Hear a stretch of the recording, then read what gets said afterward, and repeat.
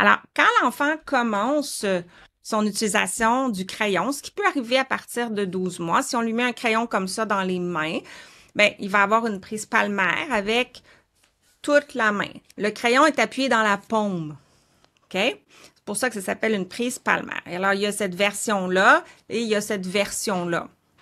Des fois, l'enfant prend plus une que l'autre. Des fois, il va prendre les deux. Des fois, il va évoluer une vers l'autre. Mais ce qu'on a ici dans ces deux prises-là, c'est qu'on a le reste du bras qui est très élevé, très fixé, parce que la stabilité vient de là. OK? Tout à fait normal. Et éventuellement, il se passe quelque chose où l'enfant va commencer à un peu sortir là, de sa dynamique de poing, puis il va commencer, dans le fond, à développer les arches de sa main. OK? Ça, c'est ce qui va permettre de faire le creux, de plier la main. Et là, quand je commence à plier ma main, regardez, ça me permet de commencer à dissocier des doigts. Et là, ce qu'on voit ici, dans le fond, c'est un doigt qui est en extension, puis les autres sont en flexion. Donc, on commence à voir cette séparation-là de ce côté-là de la main va être plus impliqué, ce côté-là de la main va être plus stabilisé. Mais à cet âge-là, ça bouge encore beaucoup là, au niveau de l'épaule.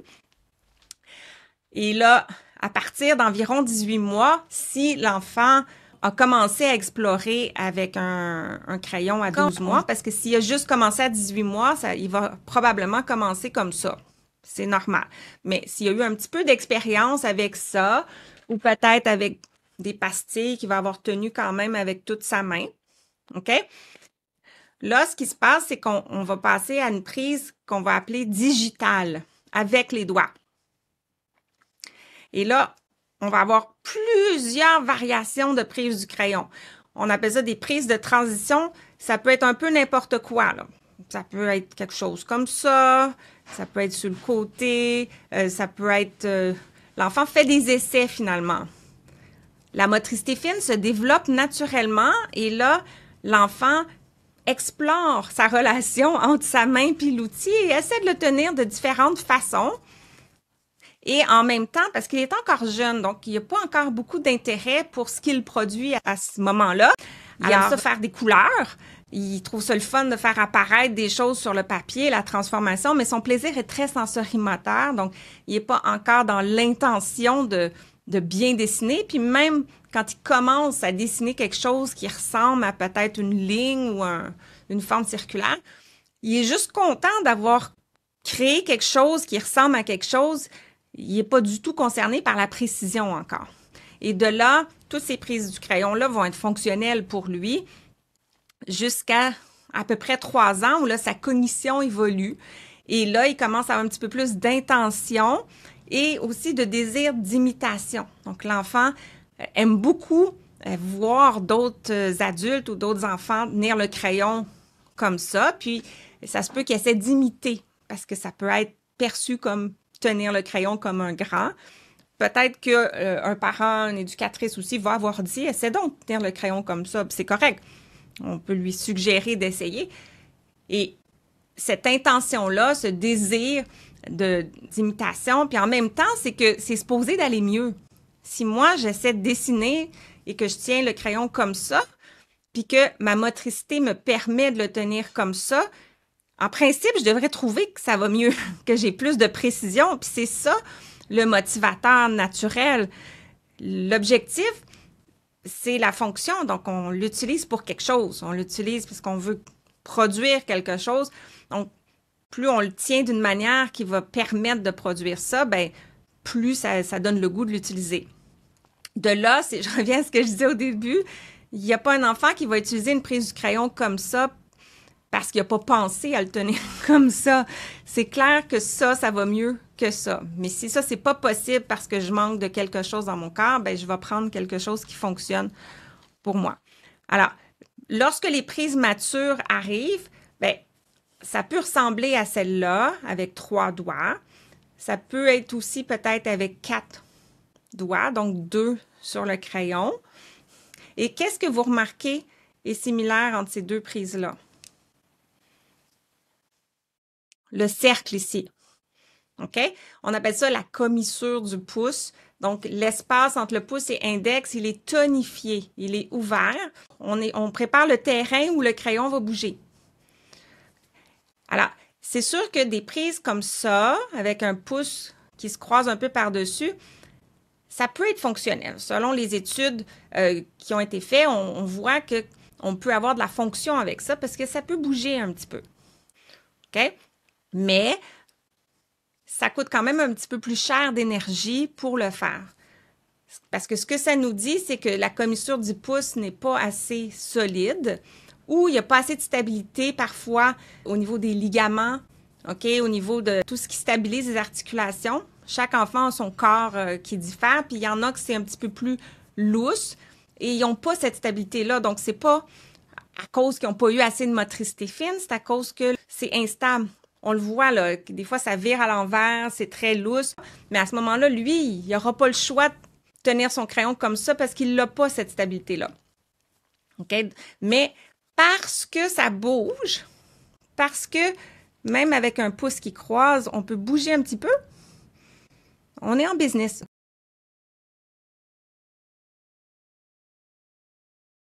Une prise du crayon qu'on va dire qui n'est pas bonne ou qui n'est pas fonctionnelle ou qui n'est pas celle qu'on voudrait, qui est celle qui nous inquiète, c'est jamais le choix de l'enfant. C'est jamais le reflet d'un mauvais enseignement d'un adulte. Donc, c'est pas l'éducatrice, c'est pas l'enseignante, c'est pas le parent qui a oublié de montrer quelque chose ou qui l'a pas bien montré. C'est vraiment le reflet du développement de l'enfant. C'est là où il en est rendu. La prise du crayon, elle communique où l'enfant en est rendu dans son développement. Donc, c'est plus une manifestation de ce qu'il a besoin et de où il est rendu que d'un problème. Et c'est bien de le voir comme ça pour pas tomber en mode réparation, en mode correction. Comme elle se développe, ben c'est sûr qu'il y aura pas une journée où on va dire ah là c'est ta fête, tout de suite après ta fête là c'est le grand jour, on change comment on tient notre crayon comme un grand, un peu comme on ferait pour la suce. Hein, à un moment donné, on dit on délaisse la suce. On va donner la suce à la fée des suces et on est grand. Mais avec le crayon, ça se passe pas comme ça.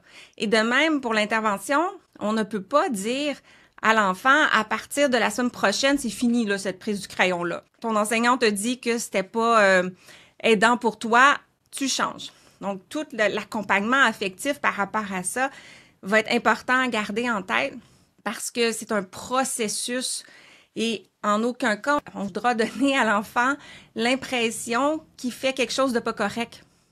Un enfant qui boite, pourquoi il boite? Ben, parce que il a mal, ou il manque de force, ou il y a quelque chose, peut-être qu'il y a un déséquilibre au niveau de la longueur de ses jambes, ou peut-être qu'il y a une raison qu'il boite. Et boiter, c'est sa façon de se déplacer. C'est sa compensation qui est fonctionnelle pour fonctionner. Si on dit « tu n'as plus le droit de boiter », ben là, il ne pourra plus marcher. C'est la même chose pour la prise du crayon. Aussi étrange que la prise du crayon peut avoir l'air, si on lui dit « tiens plus ton crayon comme ça », on lui enlève sa compensation, puis on lui enlève ce qui lui permet de fonctionner. Alors, on le garde en tête aussi. Et dans cette même optique-là, on ne pourra jamais raisonner un enfant vers une meilleure ou une prise du crayon plus mature. Comment se développe finalement cette prise du crayon-là? On dit que c'est du développement. Bien, c'est l'aboutissement d'un développement moteur postural qui est rendu là. Et l'idée, c'est que il faut commencer par la base. L'enfant, il commence à préparer sa prise du crayon dès la naissance, dès les moments où il est sur le ventre, puis il pousse, il commence à développer le contrôle de son tronc, il commence à développer la force dans ses bras éventuellement. Donc, tout ce qu'on appelle la ceinture scapulaire qui est super importante pour tenir un crayon parce que au bout du compte, la prise du crayon, on veut de la mobilité ici, on veut que ça bouge là. C'est là qu'on s'en va. Mais pour que ça bouge là, il faut que le reste soit stable. Plus c'est stable dans le centre du corps, ce qu'on appelle la stabilité proximale, donc proche du centre du corps, plus on va être capable d'avoir du mouvement au niveau distal, à distance du corps. Où on s'en va avec ça, c'est que lorsqu'on a notre centre du corps qui est stable, on peut commencer à dissocier, ça veut dire séparer, bouger individuellement. Alors, mon bras doit pouvoir bouger séparément de mon tronc. Hein? Nos tout petits, comment ils dessinent? Ouh! OK? C'est pas dissocié encore. À 15 mois, à 18 mois, à 2 ans. Mais à un moment donné, qu'est-ce qui se passe? Ben là, ils vont dissocier à l'épaule, puis là, ils vont faire des gros mouvements comme ça. Ils sont rendus au coude. Puis à un moment donné, ils vont commencer à jouer un peu avec leur prise, l'avant-bras. Donc, ils dissocient jusque-là et ils vont prendre différentes positions de poignet et éventuellement, ils vont dissocier au niveau de la main. Donc, ils vont avoir plus de contrôle de chacun des doigts individuels et du pouce. Hein, notre pouce, là, petite parenthèse, quand notre bébé naît, là, il y a les mains fermées. Il y a des réflexes qui vont lui permettre de frapper des choses. Hein. Quand on met notre doigt là, ça tient fort. Tous les doigts travaillent ensemble. Et à un moment donné, la dissociation s'installe. Et c'est là qu'à partir d'à peu près 12 mois, l'enfant commence à prendre sa petite nourriture. Mais les autres doigts sont pas encore très dissociés. Là. Ça commence.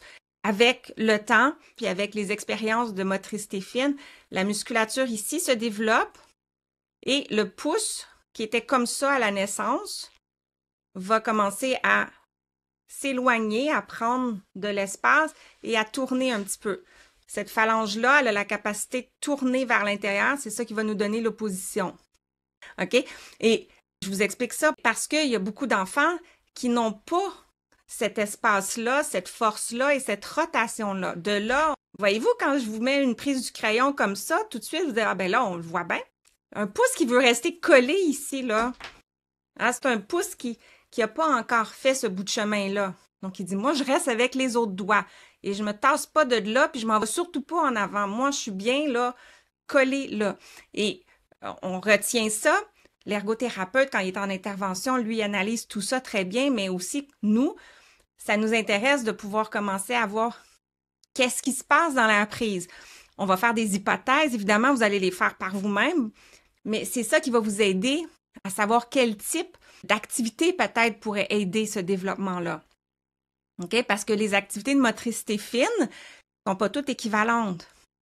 Hein? Si on pense, par exemple, à la personne qui boite tantôt, ben si je fais des exercices de quadriceps, c'est peut-être pas ça qui va aider. Peut-être j'ai besoin de faire des exercices plus pour renforcer la plante des pieds ou les mollets. Ou tous les exercices de jambes sont pas équivalents, mais c'est la même chose. Alors, plus on fait des exercices, non, des activités, faut que ça soit le fun, faut que ça soit motivant, faut que l'enfant ait le goût de répéter. Alors, plus on fait des activités qui vont être ciblées aux besoins, plus on va avoir un résultat. On parlait de dissociation. Donc, on va dissocier de l'épaule jusqu'au bout des doigts. Avant, j'avais ma stabilité ici, puis ma mobilité là. Ensuite, j'avais stabilité ici, mobilité là. Stabilité ici, mobilité là. OK? Là, ce que je veux, c'est stabilité ici. Un côté de la main est stable et l'autre bouge. Fait que ça, c'est l'ultime mission de la prise du crayon. Plusieurs enfants n'ont pas nécessairement ça encore et le crayon bouge, mais il bouge pas dans la main, il bouge par le poignet ou autre chose. Quand la prise du crayon est dynamique, elle bouge ici. Et ça peut arriver à partir de 5 ans, mais plusieurs enfants ne l'auront pas avant 7 ans, au moins, peut-être 8, parce que ils n'ont pas beaucoup écrit encore. Et c'est pas tous les enfants qui arrivent avec le même corps, le même niveau d'expérience de motricité fine. Et ça va se développer à partir du moment où l'enfant va écrire assez petit et aussi lorsqu'il va écrire assez. Donc, l'enfant qui est encore entre 6-7 ans, très, très, très concentré et va très lentement, va être moins porté à dissocier. Donc, ça se peut que ça n'arrive pas avant 7-8 ans. Ça, c'est pas super inquiétant, mais ce qu'on veut, c'est que si c'est pas là, on veut une prise qui va permettre d'arriver là. Puis là, on va voir la distinction tantôt entre des prises du crayon qui sont sujettes à continuer d'évoluer avec un peu de stimulation, puis d'autres qui sont, c'est impossible que ça bouge. OK? Fait que par exemple, une prise du crayon comme ça, elle ne pourra jamais bouger. C'est une prise qui est définitivement statique. Donc, je ne pourrai jamais bouger le crayon entre les doigts. Donc, il n'y a pas de potentiel pour une prise comme ça de devenir dynamique. Une prise qui est plus comme, disons, comme ça, OK? Ben, à quelque part, elle peut être rigide cette année, mais elle pourrait bouger un petit peu. OK? Fait qu'on va vouloir distinguer ça tout à l'heure. Alors, là, j'ai fait un petit peu le survol de ce que ça prend. Moi, j'ai appelé ça les préalables à une prise du crayon dynamique. Ce qu'on veut, c'est que si ça, c'est ma prise du crayon, on veut que chaque élément soit présent parce que voyez-vous que c'est quand même solide tout ça, relativement. Mais là, si j'enlève, par exemple, l'étape de la stabilité proximale, là, les omoplates, l'épaule, ben ça a quand même l'air correct, là. Mais là, c'est plus emboîté et ça ne fera pas grand-chose pour s'écrouler. OK? Et des fois, ben c'est ça, on va vouloir être un peu le détective de y a-tu quelque chose qui manque dans la chaîne? Parce que mon deuxième message, c'est que peut-être que la prise ne semble pas aussi mature qu'elle devrait être, mais le problème n'est pas la prise. Peut-être que l'enfant n'aura pas de misère à développer la prise, c'est qu'il lui manque ça. Fait que si on va juste nourrir ça, ça va se mettre en place tout seul parce que c'est une chaîne de développement et une étape en amène une autre. Une des raisons qu'on veut une prise du crayon qui va être dynamique, c'est que éventuellement on s'en va vers l'automatisation de l'écriture. Fait que c'est quoi ça, l'automatisation de l'écriture? C'est quand je transfère le plan moteur pour faire ma lettre dans ma main. On peut penser à notre signature, qui est quelque chose qui est complètement automatisé, qu'on fait les yeux fermés. La main sait quoi faire. Donc, j'ai plus besoin de dire fais un cercle, monte, descend, je fais un A. OK? La main, elle sait comment faire un A. Donc, quand j'automatise, ben, tous mes plans moteurs sont dans la main. Donc, tout ce que j'ai à faire, c'est de contrôler avec mes yeux, de rester sur la ligne et mes idées, m'assurer que je ne fais pas de faute, puis que mes espaces. Je peux rester concentrée là-dessus. Alors, l'enfant qui n'automatise pas son écriture va avoir plus de défis à partir du 2e, surtout 3e cycle. Si vous êtes en Europe, là, on est peut-être à partir de 8 ans, 9 ans. OK? Parce que là, les demandes, les exigences académiques en vitesse, puis en orthographe, puis en qualité de tout sont plus hautes. Et là, l'enfant qui doit, on appelle ça rester en double tâche. Il doit alterner entre je fais un A, puis je suis en train d'écrire le mot allô. OK? Et ça, ben, ça retarde. Et à un moment donné, l'élève ne peut plus faire ça. Il n'est plus capable de garder le rythme pour alterner d'un à l'autre. Fait que, qu'est-ce qui arrive dans ce temps-là? L'enfant fait un choix. Conscient ou pas, mais il y a un choix, il y a un compromis qui se fait. Alors, soit qu'il laisse tomber la lisibilité, j'aurai pas de faute, j'aurai des bonnes idées. Ou il va se concentrer sur sa lisibilité et il va faire ça tout beau. Et là, il va avoir plein d'erreurs, puis il va être plus distrait par rapport au contenu. Fait que dans les deux cas, c'est pas super fonctionnel pour un élève. Alors, en lien avec la prise du crayon et l'automatisation, c'est que automatiser, ça veut dire que les groupes de muscles qui sont impliqués dans la formation de la lettre, ce plan-là se mémorise dans la musculature. Alors, quand j'ai des petits muscles, ce sont les muscles beaucoup de la paume de la main, OK? Et au niveau du pouce, il y a des muscles ici aussi. Bien, eux autres sont capables d'automatiser parce qu'ils sont tellement petits qu'ils font des choses précises. Donc, si j'écris avec mon poignet ou j'écris avec mon bras, c'est beaucoup plus difficile d'avoir une coordination musculaire assez différente d'un mouvement de l'autre parce que c'est tout petit l'écriture, que c'est difficile d'automatiser avec des plus gros muscles. C'est pas impossible au niveau du poignet, mais le challenge est plus grand. Donc, on a moins d'efficacité. Alors, la prise dynamique va soutenir et faciliter cette automatisation-là. Donc, c'est quelque chose qu'on veut avoir si on peut.